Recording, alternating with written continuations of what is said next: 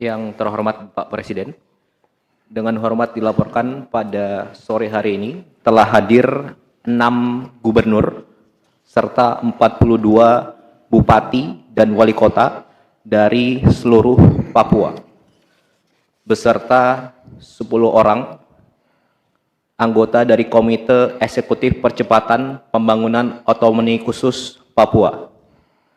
Selanjutnya dimohon Bapak Presiden berkenan memberikan arahan pembuka.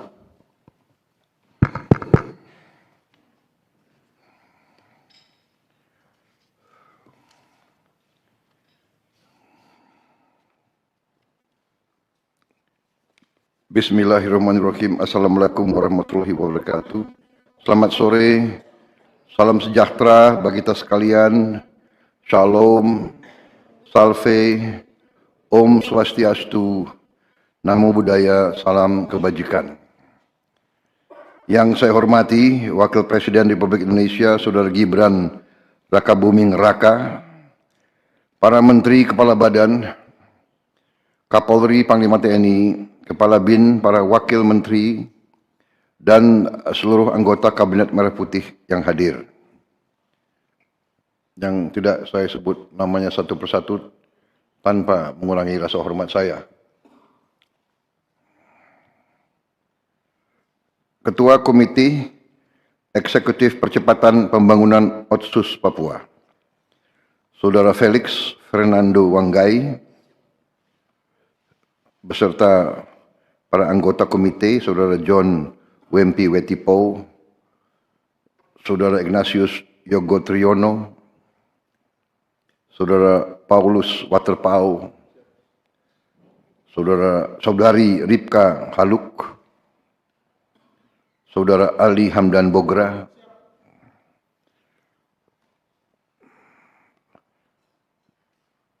Saudara Yosefat Jobel Mambrazar. Oh, Billy. Tahunya Billy. Saudari Yani, Saudara John Gluba Gebze, Saudara Joharson Estrella Sihasale. Terima kasih. Para gubernur dari provinsi di Papua yang saya hormati, Gubernur Provinsi Papua, Komisaris Jenderal Polisi Purnawirawan Matius Fakhiri, Gubernur Provinsi Papua Barat, Saudara Domingus Mandacan, Gubernur Provinsi Papua Barat Daya, Saudara Elisa Kambu, Gubernur Provinsi Papua Tengah, Saudara Meki Fritz Nawipa, Gubernur Provinsi Papua Pegunungan, Saudara John Tabo, Gubernur Provinsi Papua Selatan, Saudara Apollo Safanpo. Yang saya hormati, para bupati dan para wali kota dari seluruh provinsi di Papua, yang tadi sudah saya jumpa langsung satu persatu.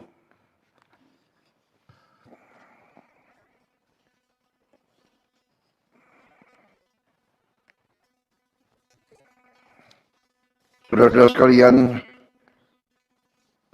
pertama-tama sebagai insan yang bertakwa, marilah kita tidak henti-hentinya memanjatkan puji syukur kehadirat Tuhan Maha Besar, Tuhan Maha Kuasa yang memiliki sekalian alam.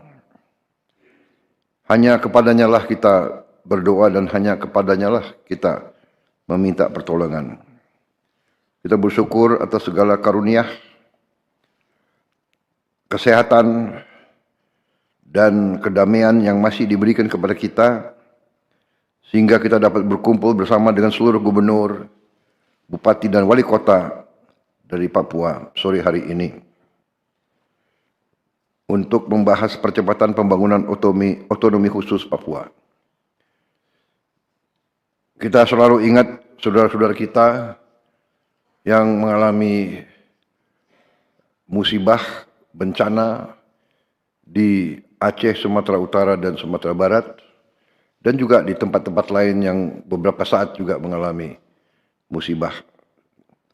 Kita berdoa mereka diberi kekuatan dan kita semua diberi petunjuk sehingga kita semua bahu-membahu secara gotong royong bisa bersatu untuk segera mempercepat pemulihan keadaan di daerah-daerah tersebut. Tapi yang terutama adalah juga proses pembangunan, proses transformasi bangsa tidak boleh terhenti, tidak boleh terpengaruh. Di tengah cobaan, di tengah rintangan, di tengah hambatan, kita harus lebih keras lagi bekerja, lebih kuat usaha kita untuk meneruskan proses transformasi bangsa kita. Saya ingatkan kita semua bahwa bangsa kita harus transformasi menjadi negara yang modern, negara yang maju, negara yang makmur. Tidak boleh ada bagian dari negara kita yang tertinggal. Setiap daerah, setiap provinsi, setiap kabupaten, setiap kota harus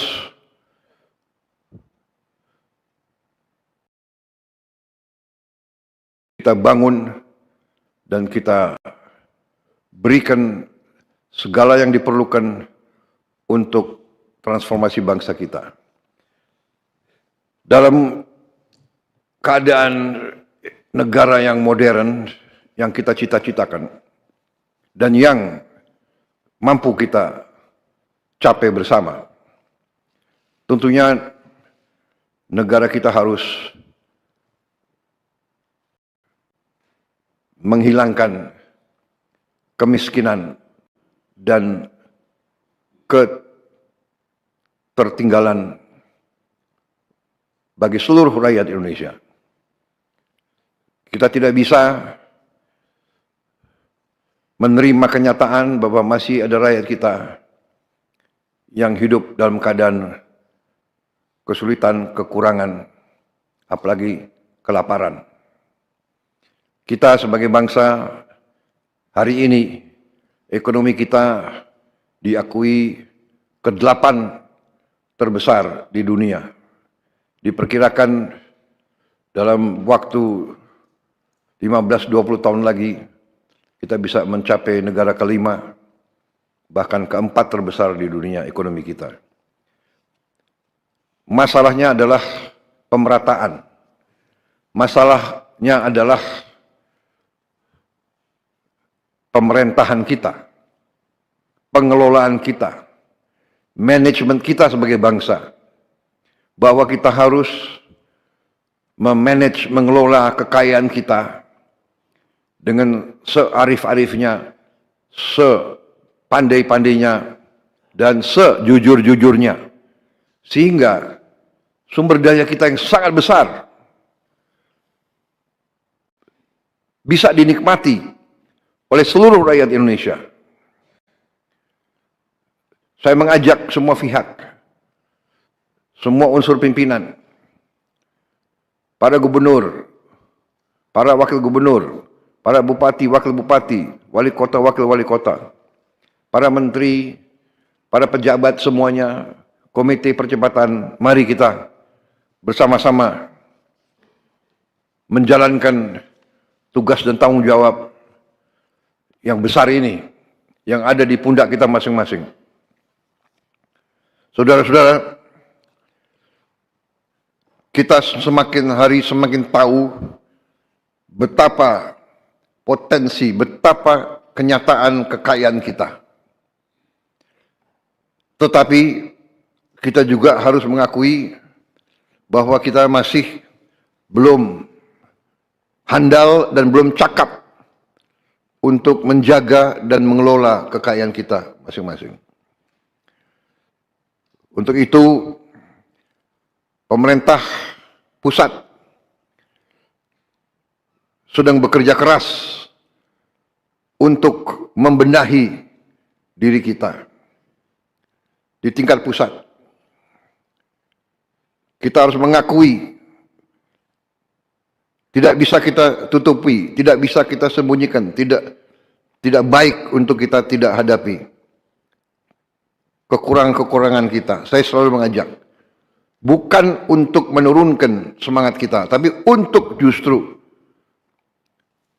membangkitkan semangat kita. Korupsi, penyelewengan, penyalahgunaan kekuasaan, mencari keuntungan pribadi kelompok dari kekayaan negara, membiarkan kekayaan negara dicuri, diselundupkan, ini di ujungnya adalah akan memperberat kehidupan rakyat kita semua. Karena itu pemerintah pusat bekerja keras. Kita terus melakukan upaya-upaya menegakkan hukum, mengusut segala penyelewengan, dan kita tidak akan ragu-ragu mencopot, memecat pejabat-pejabat yang tidak mampu. Tanpa memandang bulu, tanpa melihat partai mana, asal-usul, suku mana, agama mana, ras mana.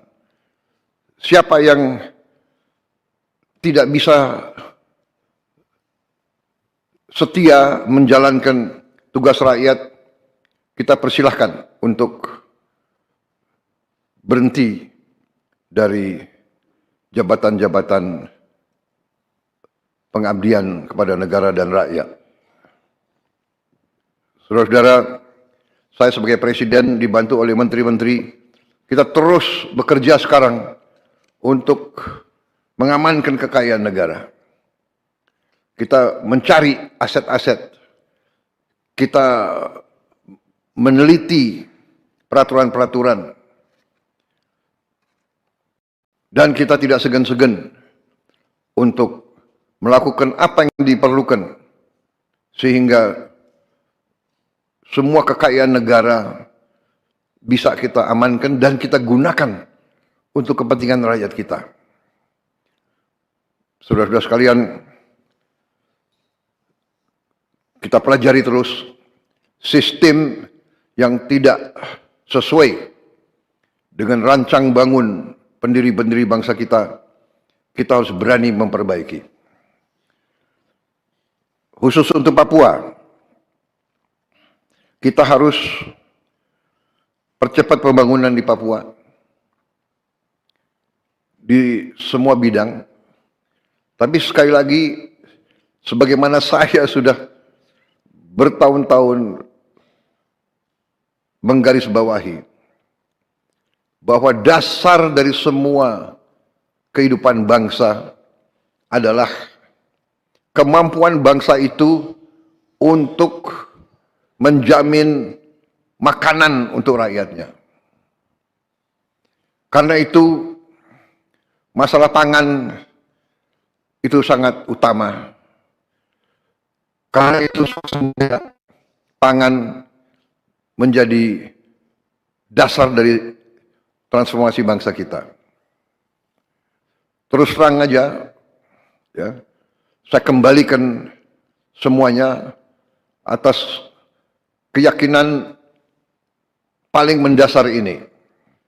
Semua kehidupan manusia, semua peradaban manusia, semua negara yang berdiri ribuan tahun sampai sekarang bisa berdiri, bisa bertahan karena dia aman pangannya. Untuk kita aman pangan, kita harus swasembada pangan. Kita harus menjamin produksi pangan kita sendiri. Dan ini tidak hanya pangan secara nasional, kita harus swasembada pangan secara provinsi. Bahkan bila perlu secara kabupaten. Bencana yang kita lihat sekarang di Sumatera Utara, Aceh, dan di Sumatera Barat memberi pelajaran lagi kepada kita. Dan saya yakin saudara-saudara di Papua juga mengalami itu. Bahwa kalau terjadi sesuatu di mana komunikasi putus, desa itu harus bisa bertahan. Kecamatan itu harus bisa bertahan. Kabupaten itu harus bisa bertahan. Dan ini adalah pelajaran nenek moyang kita. Tanyalah kepada kakek-kakek kita. Ya, dulu ada lumbung desa. Kita harus ada lumbung desa sekarang. Harus ada lumbung kecamatan. Harus ada lumbung kabupaten. Harus ada lumbung provinsi. Dan harus ada lumbung-lumbung nasional. Kita akan lakukan itu. Kita akan membantu saudara-saudara supaya setiap kabupaten bisa swasembada pangan. Menteri Pertanian sudah melakukan langkah-langkah. Kita akan buka sumber-sumber pangan di semua kabupaten. Masalahnya adalah karena negara kita begitu besar, tidak bisa satu pulau tergantung pulau lain. Satu ongkos logistik itu terlalu besar, sehingga beras yang mungkin produksinya di satu daerah mungkin hanya Rp8.000 atau Rp9.000, di suatu provinsi bisa Rp25.000 karena faktor komunikasi, karena faktor logistik. Jadi kita dipaksa oleh alam kita untuk masing-masing mengejar swasembada pangan. Di mana saudara bisa punya sawah-sawah untuk beras, mari kita lakukan. Atau kebun-kebun jagung, atau sago, atau singkong. Ingat, ini adalah kunci survival kita sebagai bangsa. Ini pelajaran ribuan tahun. Jadi kita tidak usah terlalu pintar, belajar aja dari nenek moyang kita. Ya. Kenapa dulu ada lumbung desa? Kita harus siap untuk kemungkinan yang paling jelek. Itu pelajaran, saya kira. Pelajaran nenek moyang kita, saya kira ada di buku-buku agama, ya. 7 tahun baik dan 7 tahun paceklik, ya, 7 tahun yang tidak baik. Pada saat 7 tahun baik, kita persiapan. Nanti ada 7 tahun tidak baik, kita siap. Alam juga harus kita hadapi dengan baik. Saudara-saudara, di bagian dunia tertentu, air sangat susah. Air sangat susah. Negara-negara banyak yang hancur karena nggak ada air. Kita, air berlimpah. Bahkan kadang-kadang menjadi musibah bagi kita. Jadi ini adalah hal-hal yang saya minta saudara-saudara, ya, menggunakan sebagai dasar. Basic azas yang paling penting adalah jamin makan. Kita bersyukur begitu di tengah badai, di tengah bencana, sumber makan kita, pangan kita cukup. Bahkan Menteri Pertanian laporan kepada saya untuk daerah-daerah terdampak bencana, kita mampu dari pemerintah pusat mengirim 3 kali kebutuhan. Jadi tidak ada alasan di daerah terdampak kesulitan pangan. Ya, tidak ada alasan untuk khawatir karena kenyataannya kita mampu.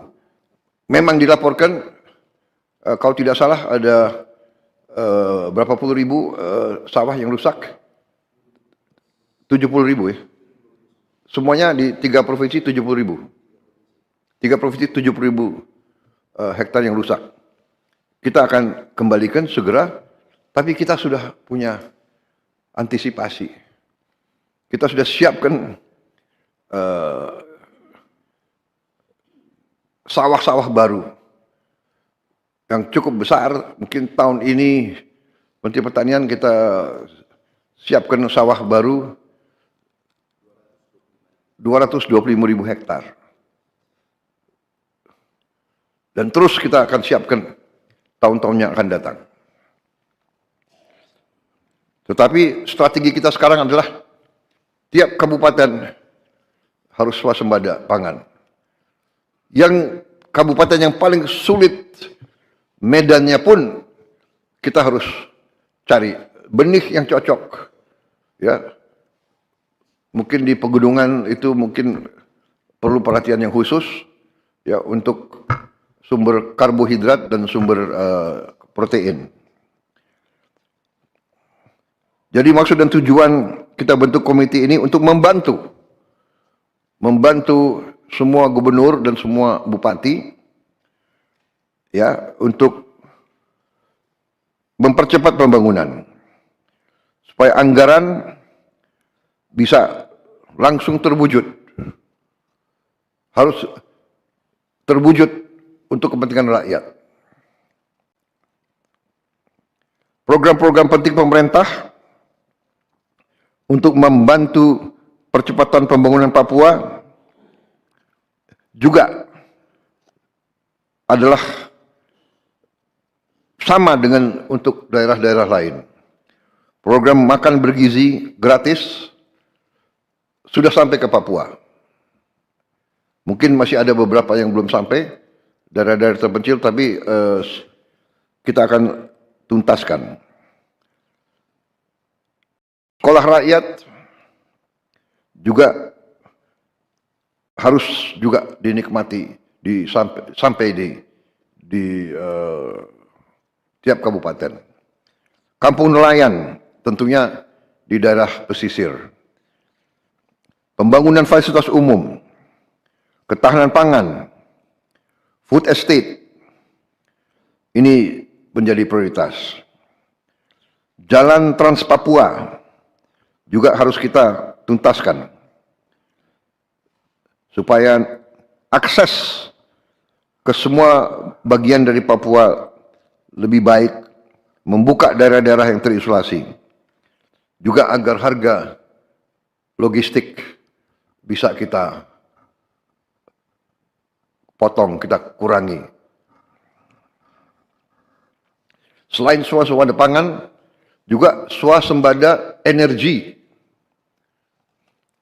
Jadi kita berharap tiap daerah juga nanti swasembada energi. Saya kira Papua punya sumber energi yang sangat baik dan Menteri ESDM juga sudah merancang bahwa daerah-daerah Papua harus menikmati hasil daripada energi yang diproduksi di Papua. Di samping itu, kita ujungnya nanti daerah-daerah yang sulit, kita harus dengan menggunakan tenaga surya atau tenaga air. Teknologi tenaga surya sekarang sudah semakin murah dan ini bisa untuk mencapai daerah-daerah yang terpencil. Juga tenaga hidro juga sekarang ada hidro yang mini yang bisa juga dipakai di daerah-daerah yang terpencil. Ini semua adalah supaya ada kemandirian tiap daerah. Kalau ada tenaga surya dan tenaga air, tidak perlu kirim-kirim BBM mahal-mahal dari daerah-daerah lain. Dan juga nanti kita berharap di daerah Papua pun harus ditanam kelapa sawit supaya bisa menghasilkan juga BBM dari kelapa sawit. Juga tebu menghasilkan etanol. Singkong, kasava juga untuk menghasilkan etanol. Sehingga kita rencanakan dalam 5 tahun semua daerah bisa berdiri di atas kakinya sendiri, swasembada pangan dan swasembada energi. Dengan demikian, kita akan menghemat ratusan triliun untuk subsidi, ratusan triliun untuk import BBM dari luar negeri. Tahun ini, tiap tahun kita mengeluarkan ratusan triliun untuk import BBM. Kalau kita bisa tanam kelapa sawit, tanam singkong, tanam tebu, pakai tenaga surya dan tenaga air, bayangkan berapa ratus triliun kita bisa hemat tiap tahun. Menteri SDM, berapa import kita BBM dari luar? 520 triliun. Bayangkan, kalau kita bisa potong setengah, berarti ada 250 triliun. Apalagi kita bisa potong 500 triliun. 500 triliun itu berarti tiap kabupaten bisa punya, kemungkinan bisa punya 1 triliun. Tiap kabupaten. Bagaimana membangunnya kita coba? Bayangkan kita biar negara kayak apa. Ini bisa kita lakukan. Potensinya ada, rencananya ada, dan kita akan buktikan. Kita akan buktikan bahwa kita menuju ke situ. Tidak bisa seketika, tapi kita sudah mulai ke arah situ. Mulai tahun depan, Menteri ESDM melaporkan ke saya, kita tidak akan import solar lagi dari luar negeri. Mulai tahun depan. Kita harapkan dalam 4 tahun, kita juga bisa tidak import bensin dari luar. Saudara-saudara,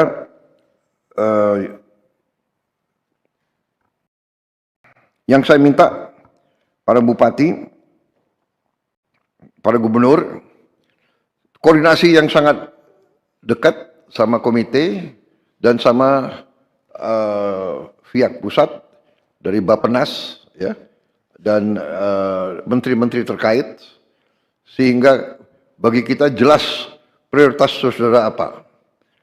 Silakan saudara-saudara merancang, para bupati sama gubernur, apa yang menjadi perhatian utama saudara-saudara, kesulitan utama saudara-saudara, prioritas saudara-saudara. Tidak mungkin kita bisa selesaikan semua seketika. Tapi kalau kita punya prioritas saudara-saudara, kita akan cocokkan dengan kemampuan yang bisa kita lakukan sekarang. Yang jelas dana otonomi khusus, ya, yang tahun ini belum dicairkan, ya, Menteri Keuangan. Dana otonomi khusus Pak sudah dicairkan Pak semuanya untuk tahun ini 12,696 triliun Pak. Tahun ini. Ini akan dijadikan 100 tahun depan. Tahun depan berapa dana otonomi khusus? Dana otonomi khusus tahun depan agak turun Pak, di anggaran tahun 2026 itu sebesar 10 triliun. Jadi tahun depan kita akan punya 12 tambah 10. Yang tahun ini kan akan dijadikan 1 sama tahun depan. Sudah, catatan kami sudah dicairkan Pak yang tahun ini, 12 triliun lebih tadi. Sudah dicarikan? Sudah Pak. Tahun depan ke daerah-daerah? Sudah, ke daerah-daerah semua Pak. Sudah, ya, berarti. Para gubernur sudah? Sudah? Oke, tahun depan kita coba kalau ada penghematan di bidang lain kita samakan kembali, ya. Ya. Tapi saya minta benar-benar para gubernur, bupati bertanggung jawab, ya.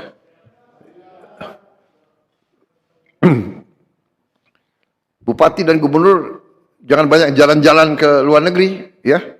Menggunakan dana otsus. Bisa? Kok jawabannya kurang? Bisa? Bisa, ya? Jadi sekarang ini rakyatmu itu sudah pinter-pinter, semua punya gadget, ya.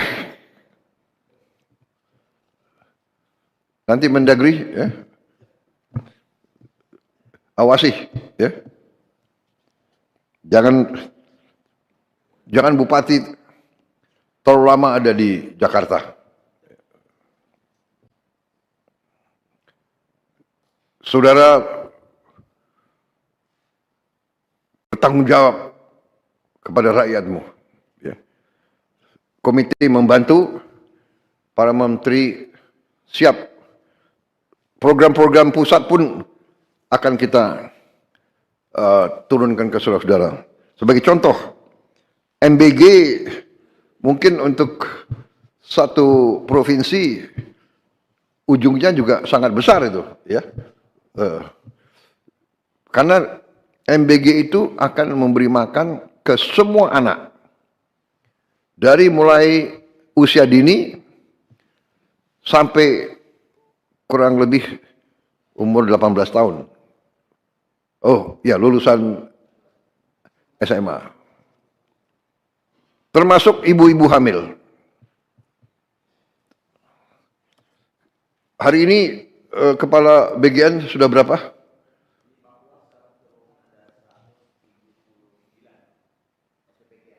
...179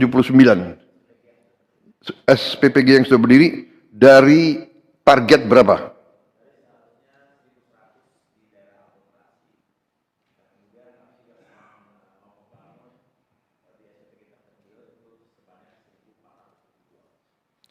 Jadi di Papua saja itu. Di Papua saja berarti totalnya nanti harus berapa? 100, kemudian daerah terpencil 1.400, kurang lebih menjadi sekitar 2.500 SPPG di seluruh Papua, Pak. Dengan total penerima manfaat 2.500. 2.500. Dengan total penerima manfaat kurang lebih 750.000 penerima manfaat, dengan dana yang akan turun ke sana kan 3 kali lipat dari yang di Jawa, Pak. Jadi kalau 750.000 itu kalau di Jawa kan 7,5 triliun. Jadi untuk di Papua ada kemungkinan akan mencapai sekitar 25 triliun, Pak. Uang badan gizi akan turun ke Papua tahun depan. Karena Harga kemahalan, Pak. Indeks kemahalan. indeks kemahalan. Iya. Tapi berarti sekarang yang sudah ada baru 100. 179, Pak. Ada 65 di Papua, 42 di Papua Barat, kemudian 8 di Papua Selatan, 30 di Papua Tengah, 5 di Papua Pegunungan, dan 28 di Papua Barat Daya. Jadi mencapai 2.500 Anda perkirakan sampai Insya Allah Pak, bulan Maret total semuanya sudah selesai, Pak. untuk Papua Untuk Papua ya. 2.500 Iya, Pak. bulan Maret. Maret, Pak, ya. Karena sekarang sudah ada investor yang bersedia membangun di Papua, yang mendaftar di Pemda itu ada 275 investor. Kemudian totalnya itu akan ada kurang lebih nanti yang membangun di sana di Papua itu kurang lebih sekitar 300-an investor, Pak, yang akan membangun di sana.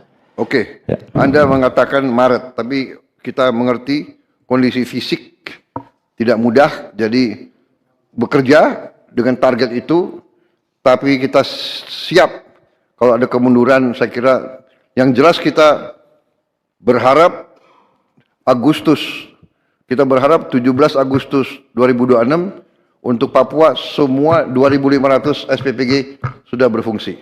Ya, Siap, Pak Presiden. Kepala BGN punya rencana Maret sangat bagus, tapi kita berharap 17 Agustus semua SPPG untuk Papua harus sudah bekerja dan sudah berproduksi. Siap, Pak Presiden. Ya. Ya. Baik. Saya kira saudara-saudara, secara garis besar itu, ya, saudara-saudara sekalian, saya paham provinsi saudara medannya ada sebagian yang sangat sulit, tapi saudara-saudara juga daerah saudara sebetulnya sangat potensial dan sangat indah. Sekarang pun saya kira banyak tokoh-tokoh dunia mengerti dan mau berwisata di Papua. Raja Ampat saya kira sudah jadi sangat terkenal di dunia. Mana Bupati Raja Ampat? Tapi kita harus jaga ya Raja Ampat dan semua kawasan jangan sampai dirusak oleh wisatawan datang dengan kapal mereka dan kadang-kadang juga meninggalkan sampah, kotoran dan sebagainya. Saya kira saudara-saudara, Itu pengarahan saya kepada komite ini dan sekarang saya persilakan Mendagri dan Ketua Komite Percepatan menyampaikan paparannya atau bagaimana. Saya persilakan Mendagri. Siap, terima kasih Bapak. Yang kami muliakan Bapak Presiden, Bapak Wakil Presiden, kemudian Bapak-Bapak Ibu Menteri, pimpinan lembaga, Pak Panglima, Kapolri, Pak Kabin, kemudian Ketua dan anggota Komite Eksekutif Percepatan Otonomi Khusus Papua, rekan-rekan Gubernur, Bupati, Wali Kota Tanah Papua. Kami Pak atas nama Komite dan juga atas nama rekan-rekan Kepala Daerah mengucapkan terima kasih banyak kepada Bapak telah menyampaikan arahan kepada komite maupun kepada Kepala Daerah Bapak. Sejak dilantik oleh Bapak pada tanggal 8 Oktober 2005 di Istana, atas perintah Bapak kami sudah melaksanakan pertemuan internal dengan Komite Eksekutif Percepatan Otonomi Khusus 2 kali, yaitu tanggal 13 Oktober 2005 dan 31 Oktober 2005. Kemudian dilanjutkan dengan pertemuan antara Mendagri, Komite Eksekutif Percepatan Pembangunan Otonomi Khusus Papua dan Kepala Daerah Pak setanah Papua tanggal 15 Desember dalam rangka untuk sinkronisasi, harmonisasi pelaksanaan tugas. Jadi seperti apa komite ini akan bekerja Pak. Kemudian pada tanggal 16 Desember tadi pagi Bapak, di Bappenas dilaksanakan peluncuran rencana aksi percepatan pembangunan Papua 2005-2009. Dan ini dari Bappenas sudah membuat semacam blueprint Bapak. Sudah dibuat selama 2 tahun blueprint Pak. Tadi diluncurkan oleh Bapak Menteri Bappenas Bapak Profesor Dr. Pambudi, Rahmat Pambudi. Namun kami sampaikan kepada Bappenas, karena ini dulu komunikasinya antara Bappenas dengan kepala daerah yang lama Pak. Dan inilah kepala daerah yang baru hasil pemilih pilkada tahun 2024 Pak, yang dilantik mulai tanggal 20 Februari 2025. Dan yang terakhir itulah Gubernur Papua Pak Matus Pakiri yang baru dilantik lebih kurang 2 bulan yang lalu. Sehingga untuk menyempurnakan rencana aksi yang diluncurkan yang akan jadi pegangan ini perlu dialog kembali dengan rekan-rekan kepala daerah yang terpilih dan kemudian untuk menampung aspirasi Pak. Menampung aspirasi sehingga ada prinsip top down dan bottom up. Dan demikian nanti komite ini diharapkan nanti akan bisa melakukan sinkronisasi dan harmonisasi Pak dengan bimbingan dari Bappenas dan kami dari Kemendagri dan juga dari Kementerian Keuangan Pak. Karena ada Dirjen Perimbangan Pak Askolani yang juga turut langsung. Komite ini nanti tugas utamanya adalah melakukan sinkronisasi dan harmonisasi program yang ada di KL-KL. Yang banyak sekali programnya untuk Papua, tapi selama ini mungkin sektoral Pak. Selama ini. Kemudian ini bisa disinkronkan dengan program di provinsi. Yang dulunya provinsi ada 1, kemudian 2, sekarang 6. Sehingga ada 6 gubernur, ini juga programnya harus disinkronisasi dengan baik antar provinsi maupun juga dengan KL. Kemudian ada 42 kabupaten kota, ini juga harus disinkronisasi Pak. Harapan kami dengan adanya sinkronisasi, harmonisasi program, ini betul-betul dapat berdampak di lapangan dalam rangka untuk percepatan pembangunan. Sehingga masyarakat Papua bisa lebih sejahtera. Kemudian komite ini juga ditugaskan sesuai dengan Kepres nomor 110 yang Bapak tertangani tanggal 7 Oktober 25, di samping sinkronisasi harmonisasi juga melakukan pengawasan. Jadi program-program baik yang ada di KL, kemudian yang di provinsi, 6 provinsi, 42 kabupaten kota, ini akan dilakukan pengawasan dan ini dari komite ini juga akan melakukan 24 jam Pak, tiap hari ada tim karena juga akan berkantor di Jayapura, Pak, yang sudah disiapkan oleh Kementerian Keuangan kantornya, yaitu di kantor perwakilan, Pak. Ada beberapa lantai yang sudah disiapkan dan sudah dipakai, Pak, sudah dipakai. Kemudian setelah itu akan melakukan evaluasi program secara reguler. Nanti menunggu arahan Bapak apakah per 3 bulan ataukah per 4 bulan. Kami sarankan mungkin 3 atau per 4 bulan sekali, per 3 bulan atau per 4 bulan, Pak. Dilakukan evaluasi mana program-program yang jalan, mana yang tidak. Program-program yang jalan ini, yang tidak jalan kira-kira masalahnya apa. Yang mungkin bisa dilakukan antar KL, kami akan koordinasikan, Pak. Tapi kalau seandainya ada yang perlu intervensi dari Bapak Presiden, ini komite ini yang dipimpin oleh Pak Felix akan melaporkan kepada Bapak. Sehingga akan ditemukan solusinya, Pak. Kemudian kami laporkan juga bahwa untuk mendukung operasional komite ini, di samping kantornya yang di Jayapura sudah siap, Bapak, perlu juga kami melihat kantor yang ada atau sekretariat yang ada di Jakarta. Tujuannya adalah untuk mengkoordinasikan program-program yang ada di KL, Bapak, khusus untuk di Papua. Dan kemudian di samping itu juga mohon dukungan dari Bapak untuk masalah pembiayaan dari komite ini, Pak. Baik yang penggajiannya berikut dengan stafnya, Pak, dan juga untuk biaya operasional. Karena untuk melakukan pengawasan nanti mereka perlu turun ke lapangan di Papua. Kami kira demikian, Pak. Mohon dukungan dari Bapak dan juga mohon perkenan untuk Bapak untuk dapat memberikan waktu kepada Bapak Felix Wanggai sekitar 10 menit, Pak, untuk menyampaikan apa gambaran rencana yang akan dikerjakan. Demikian, Bapak. Sekian, terima kasih. Wassalamualaikum warahmatullahi wabarakatuh.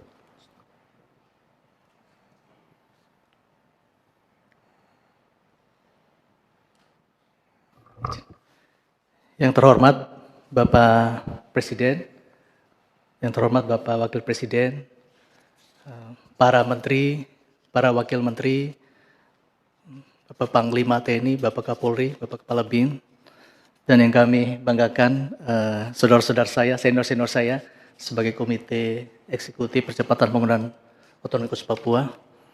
Yang kami banggakan juga kolega kami, senior-senior saya dan sahabat-sahabat, Bapak para gubernur, para bupati, para wali kota.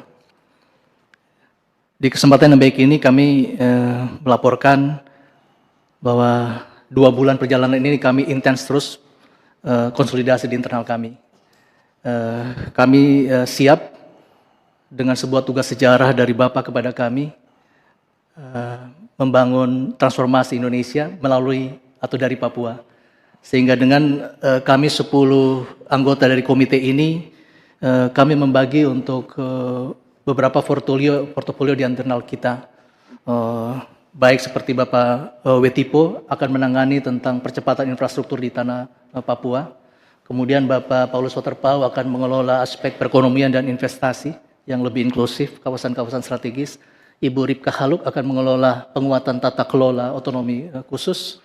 Kemudian Bapak John Global Gipsy akan mengelola topik yang penting yang tadi Bapak Presiden sampaikan tentang ketahanan pangan, ketahanan energi dan swasembada di level provinsi hingga kabupaten kota.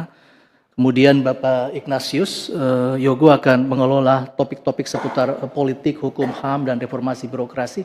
Yang ini memang menjadi penting penguatan manajemen aparatur pemerintahan di Papua. Kemudian Bapak Billy Mambrasar, ini topiknya untuk penguatan anak-anak muda, peran dalam konteks manajemen talenta, pemuda dan keolahragaan, karena ini bibit-bibit yang banyak untuk Papua sebagai provinsi olahraga. Dan Bapak Ari Siasale ini menjadi sesuai dengan talent beliau, jadikan penguatan dalam konteks sosial, kebudayaan, ekonomi kreatif dan juga koperasi. Ibu Yani akan mengelola topik tentang pembangunan manusia, MBG, beberapa quick wins yang seputar sumber daya manusia dan juga topik tentang pendidikan. Dan terakhir Bapak Ali Hamdan Bogra akan mengelola topik tentang pembangunan masyarakat dan kesehatan. Sehingga untuk memudahkan aspek sinkronisasi harmonisasi ini untuk koordinasi dengan para Menko, para menteri, para kepala badan, dan juga tentu dengan para pimpinan kepala daerah. Dalam konteks ini kami siap, sebagaimana tadi arahan Bapak, untuk siap membantu agenda-agenda besar dari Bapak Presiden, kemudian quick wins, kemudian juga tentu agenda-agenda aspirasi dan siap menjadi jembatan antara pusat, Jakarta dan juga dengan Papua. Dan tentu ini menjadi sebuah tanggung jawab yang besar bagi kami. Di kesempatan yang baik ini, kami telah hampir 2 bulan, kami intens pertama adalah koordinasi terus dengan Bapak Wakil Presiden. Bapak Wakil Presiden sempat mengajak kami dalam sebuah rapat untuk membincangkan masalah Papua di Manokwari di awal November. Dan ada beberapa agenda-agenda strategis yang kita akan kawal sebagaimana tadi arahan Bapak Presiden, beberapa topik-topik yang sangat strategis. Kemudian kedua, kami membangun komunikasi formal dan informal Bapak Presiden dengan figur-figur kami yang luar biasa, para gubernur, bupati, wali kota. Banyak ide-ide besar yang disampaikan kepada kami dan terobosan-terobosan yang seringkali luput dari media, tetapi banyak terobosan di lapangan yang dilakukan. Tentu di dalam konteks Papua, dalam perbincangan kami Bapak Presiden, Bapak Wakil Presiden, tentu kami menyadari ada persoalan pekerjaan rumah yang harus kita siapkan, dari ketertinggalan, keterpencilan yang sebagaimana tadi Bapak Presiden sampaikan, angka-angka indikator yang menunjukkan wajah pembangunan Papua yang masih relatif terbatas. Tetapi dalam perbincangan kami komite bahwa membicarakan Papua tidak hanya membicarakan soal ketertinggalan, tapi membicarakan Papua adalah membicarakan tentang masa depan Indonesia, tentang masa depan ekonomi, masa depan energi, masa depan pangan, dan tentu adalah masa depan Indonesia di kawasan Pasifik dalam konteks geopolitik maupun geoekonomi dan geostrategis. Dalam internal kami, karena ini adalah kepemimpinan kolegial yang kami sepakati bersama Bapak Presiden, Bapak Wakil Presiden, sehingga beberapa agenda yang kami sepakati adalah pertama untuk kami akan tetap memastikan agenda-agenda quick wins atau program hasil terbaik cepat Bapak Presiden, Bapak Wakil Presiden yang lebih kontekstual Papua. Sehingga kalau dalam perbincangan kami sebut Astacita Rasa Papua, sehingga dapat memahami kearifan lokal. Contohnya seperti tadi harapan dari Bapak Kepala BGN untuk 2.572 SPPG di tanah Papua, kami ingin bahwa harus ada rasa Papuanya, pelibatan gereja, sehingga ekonomi jemaat juga berputar, kemudian ekonomi kampung berputar. Tentu ini akan menjadi sebuah sentuhan yang menyentuh simpul-simpul petani, nelayan, buruh maupun pola logistik lokal di tanah Papua. Kemudian juga poin agenda kedua kami adalah pentingnya sebuah desain skema khusus yang menyentuh masyarakat asli Papua secara langsung, Bapak Presiden, Bapak Wakil Presiden. Kami melihat ada satu topik yang penting adalah merancang bantuan langsung tunai dengan apakah dengan menggunakan sumber dana otsus yang bisa disepakati bersama, kemudian beberapa sumber-sumber pendanaan dari kementerian lembaga yang kita kemas langsung direct transfer policy kepada saudara-saudara kita di tanah Papua, khusus orang asli Papua. Kemudian juga tentang BPJS Kesehatan dan Ketenagakerjaan yang harus universal health coverage, terutama saudara-saudara kita, para pendeta, kemudian penatua, kemudian nelayan, buruh yang kemudian selama ini masih terbatas untuk masuk sebagai iuran BPJS Kesehatan, dan ini harus menyentuh orang asli Papua. Kemudian yang ketiga, Bapak Presiden, Bapak Wakil Presiden, kami juga memastikan untuk ekonomi masyarakat asli Papua yang sesuai dengan potensi lokal dari hulu ke hilir. Dalam perbincangan kami telah memetakan peta komoditas unggulan dari setiap kabupaten kota, sehingga kami sangat mendukung dan ingin memastikan sebagaimana tadi Bapak Presiden untuk satu kabupaten kota ini memiliki satu produk unggulan yang dalam konteks ketahanan pangan.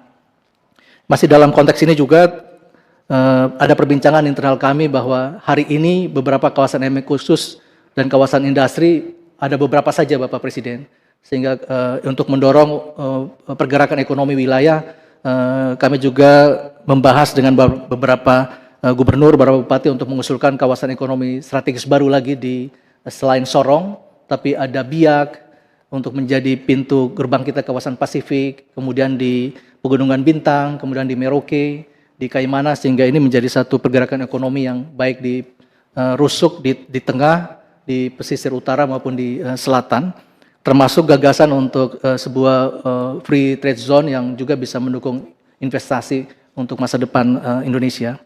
Yang keempat, Bapak Presiden, tentu ini adalah perbincangan sebagaimana tadi Bapak Presiden sampaikan, aspek tata kelola otonomi khusus dan Papua Tanah Damai.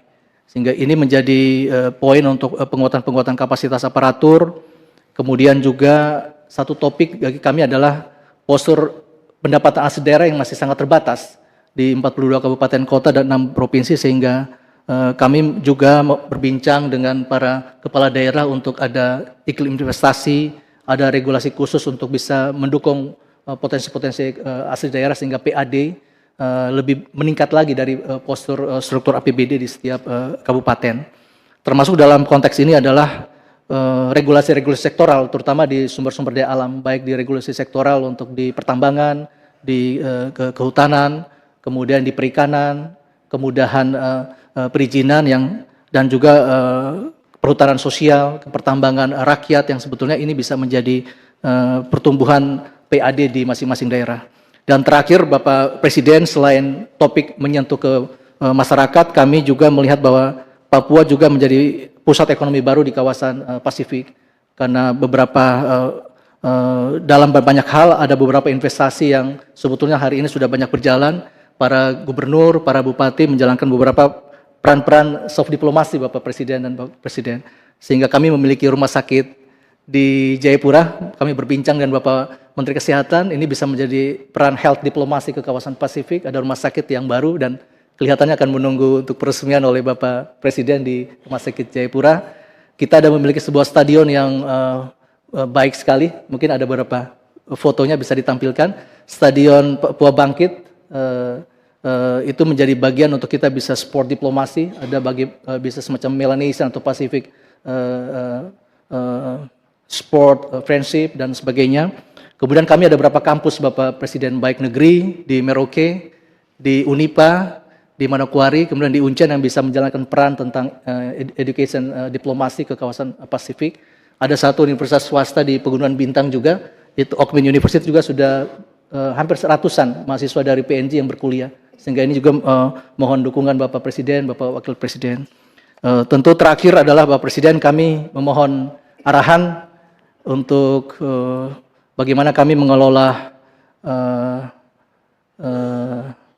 komunikasi dengan kementerian, memohon instruksi dan mandat legitimasi kepada komite untuk bekerja sebagaimana juga tadi catatan dari Bapak Mendagri, dan kami juga sangat sudah terbuka dengan para menteri untuk kami terus melakukan sinkronisasi, harmonisasi, termasuk kami sudah memetakan sebetulnya ada peta jalan selama 5 tahun ini. Mungkin kembali lagi ke peta jalan kita.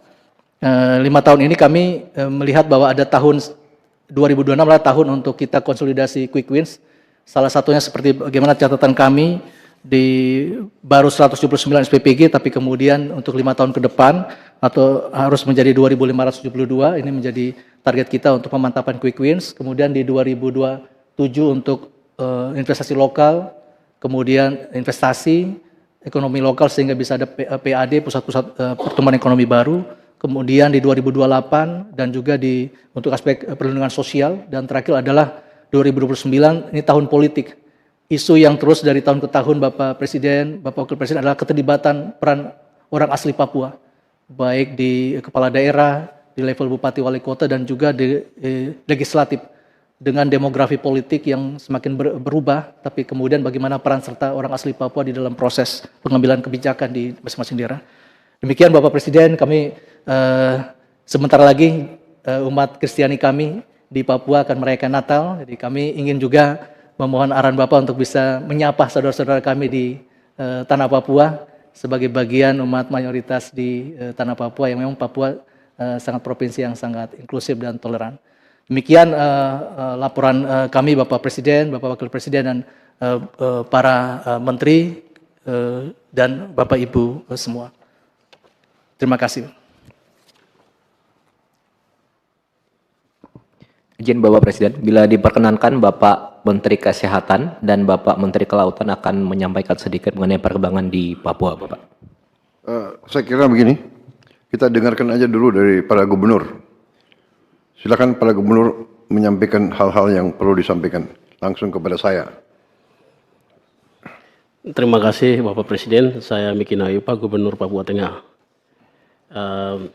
Saya langsung saja. Pertama, kami semua ada ini undangan tiba-tiba Bapak. Jadi ada yang pakai helikopter hari Minggu ke Timika cari pesawat. Karena pentingnya kita melihat bahwa hati Bapak itu sangat mulia untuk membantu orang Papua. Jadi saya sendiri dari gereja ditelepon pesawat tunggu, jadi saya langsung berangkat juga. Jadi kita ada di sini ini semua hanya karena panggilan Bapak untuk kita bertemu hari ini. Itu juga tandanya bahwa kami semua, gubernur, 6 gubernur,